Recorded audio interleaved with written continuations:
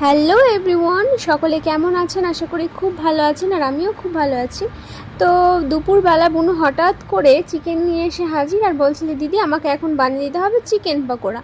তো আমি ওকে এর আগেও কয়েকবার বানিয়ে খাইয়েছি, তো ওর নাকি খুব ভালো লেগেছে, সেই জন্য এবারও বানাতে বসে গেলাম। তো যাই হোক, প্রথমে যা যা লাগে নর্মালি সবাই জানো, অনেকেই জানো চিকেন পকোড়া বানাতে নর্মালি যা যা লাগে। তো আমি কিছুদিন আগে ইনস্টাগ্রামে অথবা ফেসবুকে কোথাও একটা দেখেছিলাম যে ডিম দিয়েছিল চিকেন পকোড়াতে। তো আমি ভাবলাম যে আমি ট্রাই করে দেখি যে কেমন লাগে ডিম দিয়ে।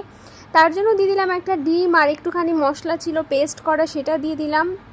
দিয়ে ভালো করে এটাকে একটু মিক্স করতে হবে। আর হ্যাঁ, অবশ্যই কিন্তু নুন হলুদ যা যা লাগে, মশলা যা যা লাগে, আদা পেস্ট, তারপর রসুনের পেস্ট, সব কিছু দিয়ে দিলাম। দিয়ে বুনু আমাকে বলছিল যে দিদি ভিডিও করছি, একটু হাস, এটা সেটা। তো কাজের সময় কি আর হাসতে ইচ্ছা করে হতো? তো যাই হোক, আমি বসে বসে এই গরমে যা গরম লাগছিল, তারপরেও কিন্তু দুপুরবেলা নিয়ে এসে হাজির। যাই হোক, ও গেছিলো টিউশনে, দিয়ে ফেরার সময় নিয়ে এসেছিলো। তো আমার একটু মনে মনে একটু রাগ